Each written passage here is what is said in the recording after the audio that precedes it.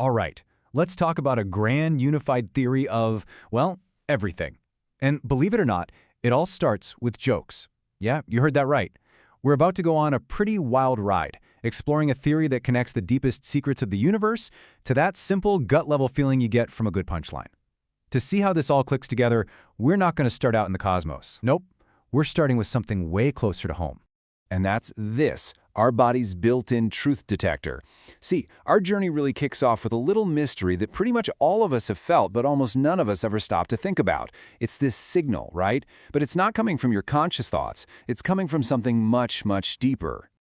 I mean, think about it for a second. Have you ever had that happen where you just laugh? Like a real sudden, out-of-nowhere laugh, a split second before your brain has even had a chance to process the joke and tell you why it's funny? What is that? Where on earth does that come from? Well, there's a name for this. It's called the near-miss paradox. And it's basically this. It's that exact moment when your body detects a truth, some kind of underlying pattern, that your conscious mind hasn't caught up with yet. And that little bit of tension, that conflict between what your body knows and what your mind is still figuring out, it needs a release, and that release is laughter. Here's a way to think about it. Your nervous system, it's like a supercomputer running in the background, a massive parallel processor. It's constantly running millions of little reality checks every single second, always asking, does this make sense? Does this pattern compute? Is this true? So when it spots a pattern, a deep truth that your conscious brain hasn't processed yet, you get this tension. And that laugh? That's just the sound of that tension snapping. Your body totally got there first. Okay, so this is where things get really interesting. We're about to take a pretty huge leap. If our bodies are busy detecting truth, then what is the shape of that truth? This is the moment we go from just a feeling to an actual physical structure. And this idea right here, this is the core concept that changes absolutely everything. The theory basically says that information isn't just, abstract ones and zeros. It has a physical shape, a structure, a geometry. And if information has a geometry, kind of like spacetime does, then it has to follow rules. It has to have things like distances, and maybe, just maybe, even speed limits. So the question is, if we're going to say information is a real physical thing with a shape, where would we even start looking for the blueprint? The laws that govern it. Well, it turns out the answer is hiding in a place you would probably never, ever expect. Yep. The answer is hidden inside one of the 7 hardest, most famous unsolved problems in all of mathematics. The theory we're digging into claims that the blueprint for the shape of information, and stick with me here because this is going to get wild, the blueprint for reality itself is baked right into the P versus NP problem from computer science. Okay, so to get our heads around the shape of reality, we first have to understand the shape of computation. Now this next part might feel a little technical, I'm not going to lie. But I promise you, if you stick with me through this, the payoff is, well, it's mind-blowing. All right, let's break down P versus NP. Super simple. P problems are the easy ones. Think sorting a list of names. Your computer can do that in a snap. The solution is easy to find. Now, NP problems, these are the tricky ones. Think of a really hard Sudoku puzzle. Finding the solution can take forever, right? But if I just hand you the completed puzzle, you can check if it's correct almost instantly. The solution is easy to check. So the million-dollar question is this. If a solution is easy to check, does that automatically mean it has to be easy to find? Are P and NP actually the same thing? And according to the proof that this whole theory is built on, the answer is a huge definitive no. P does not equal NP. It's not just that finding an answer is harder than checking it. It's that they are fundamentally different types of problems with completely different geometric shapes in the world of computation. So, how in the world was this proven? Well, this is the genius part. It uses an incredible analogy to Einstein's theory of relativity.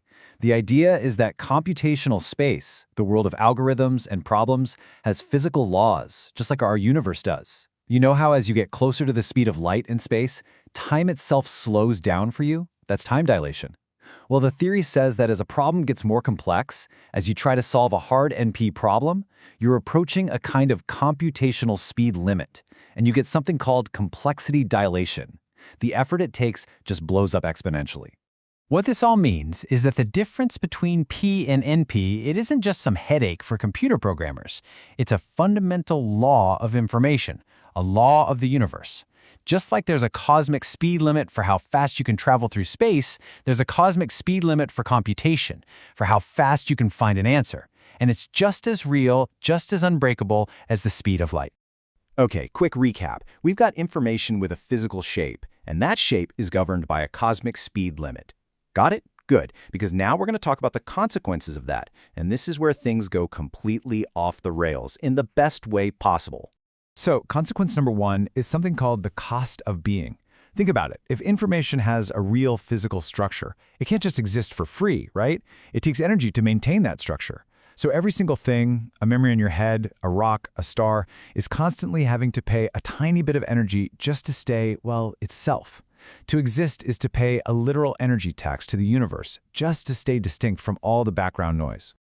And that leads us right to the second consequence. If there's a cost to exist, and there's a speed limit on processing information, then that information can't be perfectly smooth and continuous. It just can't.